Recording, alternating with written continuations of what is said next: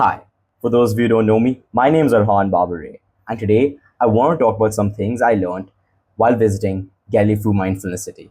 For those of you who don't know, Gelephu Mindfulness City, or the GMC, is a special administrative region in Bhutan aimed at creating a business hub that inculcates values of mindfulness and sustainability. In His Majesty, the King of Bhutan's message regarding GMC, His Majesty outlined a diamond strategy for Gelephu where for the first 20 years, there will be ideas incubated within Gelephu, and for the next 20 years, there'll be convergence where the citizens of Bhutan as a whole can reap the benefits of Gelephu. GMC plays a role in a lot of Bhutan's other goals, such as 10x Bhutan, where Bhutan aims to increase its GDP by 10 times by 2050.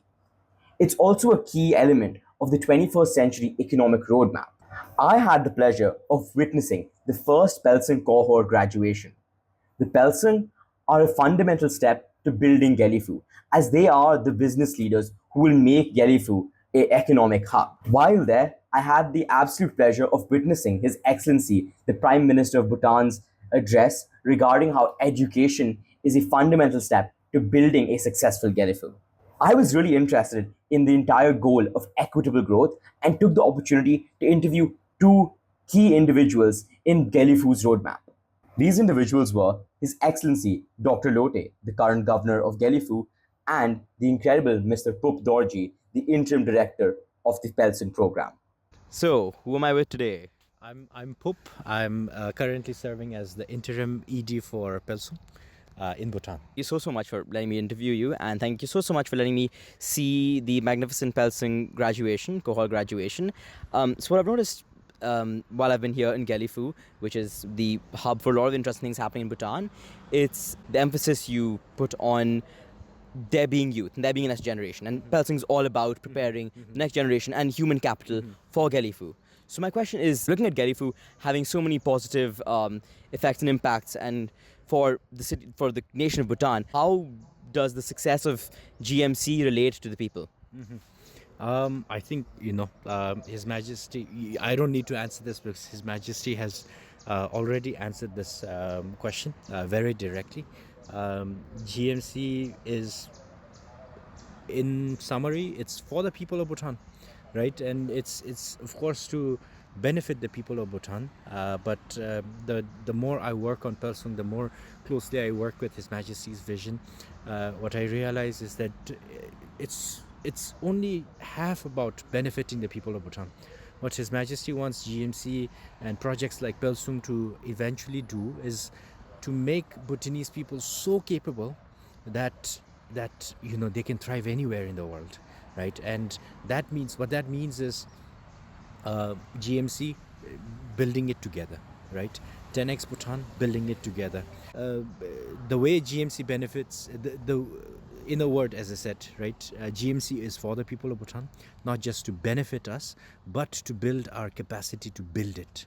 That's my answer. What's the role that, because as somebody of representative of the younger generation, because I think I'm a bit younger than you. You're almost half my age. So my question is, you're talking about you building it together and for youth. Earlier today, I got to learn a lot about the importance, of course, in your event, the importance of youth being employed and youth working towards building a better Bhutan. So what makes Bhutanese youth such an important stakeholder for GMC? I think, building off of my earlier answer as well, right? We could have a country that, thanks to the compassion and benevolence of its wonderful king, that all the people are rich, right? We could have a country, but how long does prosperity in countries like those last, right? Because good times eventually come to an end, right? And so there is a risk always that the good times end, and then the people, they're too lazy, they don't have the capacity to do anything.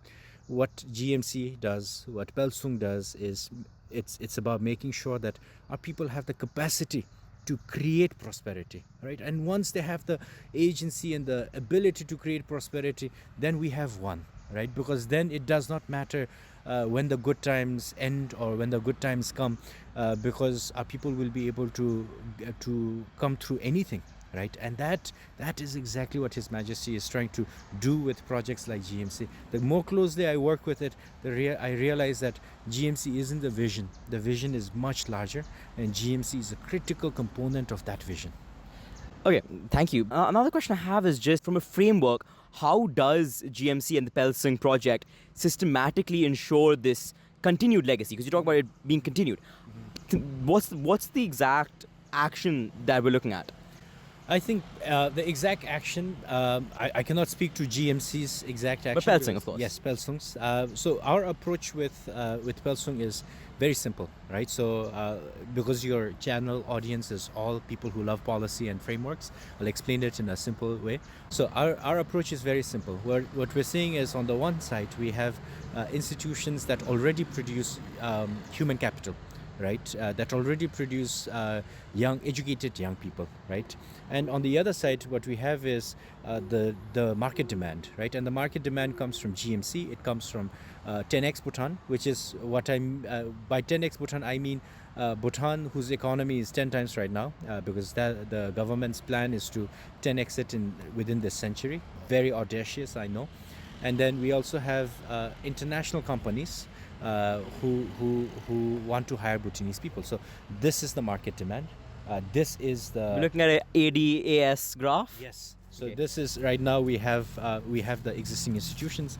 Our goal is to get young people from here to here, right? And how do you do that, right? We don't need to focus too much on the skilling component, because every young Bhutanese is highly literate, can speak proficient English, right? Has really good general intelligence. We don't really need to worry too much on the hard knowledge component. What we have to focus on is the soft component. And so the Pelsung approach is, if I could summarize it, is threefold, right? Three-dimensional. The first part is building discipline and resilience, because with working with young people, what I noticed is they show up 5 days of the week, right? And then if they slack off on days 6 and 7, they expect the boss to say, oh, okay, you did so well on the first 5 days, I'm okay with it, right? Of course, some bosses might be so kind as to do that, but if we want Bhutan to 10x its economy, if we want to build GMC, every young Bhutanese needs to have the discipline to show up 7 days a week, right? And then young Bhutanese need to have the mental resilience, the mental fortitude to be told by the boss off, right? Like, you suck, right? But then to continue going. So approach number one for Pelsung is discipline building. Number two is entrepreneurial mindset, right? And it's because of our culture, right? I think India is much better in terms of having an entrepreneurial mindset, whereas in Bhutan, a lot of the time our culture of Driglam Namja means we have an idea, but we wait for a boss to say okay to do it. Right? That's not an entrepreneurial mindset. With Pelsung, what we're saying is we need to keep the good parts of our culture, but we also need to realize that as part of keeping our culture, we need to survive as well. So we need that entrepreneurial drive. If you want to do something, just do it. If you want to fail, if you're going to fail fast and then fail forward, right? Move on. That's approach number two. And the third approach is Bhutan is a very expensive place to fail, right? If you start a business, you fail to pay 2 monthly EMIs, then your credit rating gets hurt. And we don't have a credit score, we have a credit rating. And so that credit rating is colors, right? So green, yellow, red. If it hits red because you could not do a few monthly payments, then it becomes very difficult for you to get more loans or to get grants, right? And that becomes a problem. And so it's very expensive to fail. With Pelsung, we are saying our young people have all of that capacity. We need to now give them the soft skills, these three components. And when you do that, right, then of course the details of what happens in the framework, right, the minute by minute, the day by day details, we get to play around with it. But this is our overall philosophy: discipline, entrepreneurial mindset, and the sandbox to fail. It's been incredible. Just one last question. So, of course, you're talking about aggregate demand, aggregate supply. You're talking about change in culture in Bhutan as well. So, what I'm seeing with Pelsing and GMC as a whole, it's a lot about kind of redefining Bhutan's presence on an international scale. We're talking about increasing Bhutan's aggregate supply, increasing the aggregate demand for Bhutan as a whole and its relationship with other nations. And well, of course, you're talking about culture and how culture is changing. So, does Pelsung represent a more global approach, would you say? It is. I think Pelsung is a global approach, right? Basically, at the end of it, what we're saying is it doesn't. Of course, right now we're saying the human capital and innovation pipeline leads towards GMC, but what we're saying is it does not matter where it goes. It just matters that it is good, right? And if it is good in GMC, it should be good internationally as well. So it is a global approach in that sense. Yeah. Well, it's been incredible talking to you. Thank you You so, so much for your time and Thank answering you. all my questions. Thank you Thank so, you so so much. much. Feeling relevant. As let's say I'm a representative of my generation, my Gen Z. My question just is: Gelephu Mindfulness City serves as it's a master plan, it's a roadmap for Bhutan. How do you go around prioritizing what needs to be done? And because what I'm trying to get at is how do individuals who are like yourself in policy look at approaching our uncertain future?